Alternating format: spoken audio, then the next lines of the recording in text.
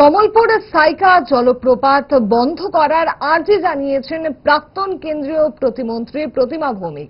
সম্প্রতি কমলপুরের সাইকা জলপ্রপাতে বন্ধুদের সঙ্গে স্নান করতে গিয়ে মৃত্যু হয়েছিল বিশ্রামগঞ্জ ইটভাটা এলাকায় মেধাবী পড়ুয়া অনন্ত সিং এর। আজ শোকাহত অনন্তের পরিবারের সাথে দেখা করতে গিয়েছিলেন প্রতিমা ভৌমিক। শোকাহত পরিবারের সঙ্গে কথা বলে নিজের সহমর্মিতা প্রকাশ করেছেন প্রতিমা ভৌমিক। পরে সংবাদ মাধ্যমে প্রতিক্রিয়া ব্যক্ত করতে গিয়ে প্রতিমা ভৌমিক জানান, কয়েকদিন আগে সাইকা জলপ্রপাতে আমাদের অত্র অঞ্চলের কৃতি ছাত্র অনন্ত তার জলের মধ্যে জলে ডুবে মৃত্যু হয়েছে, যতটুকু আমরা জেনেছি। তার পরিবারের সঙ্গে দেখা করার জন্য এসেছি। তার পরিবারকে সান্ত্বনা দেওয়ার ক্ষমতা আমাদের কাছে নেই, ভাষা আমাদের কাছে নেই।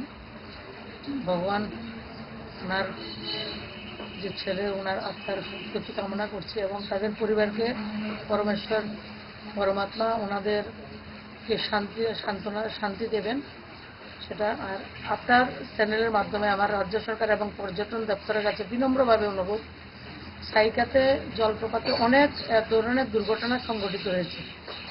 তো এই সাইকা জলপ্রপাত যদি সায়েন্টিফিকভাবে ব্যবস্থা এখনো যদি না হয়ে ওঠে, সেই ব্যবস্থাটা আপনারা করবেন। যতদিন পর্যন্ত ব্যবস্থা হবে না, সাইকা জলপ্রপাত বন্ধ করা উচিত।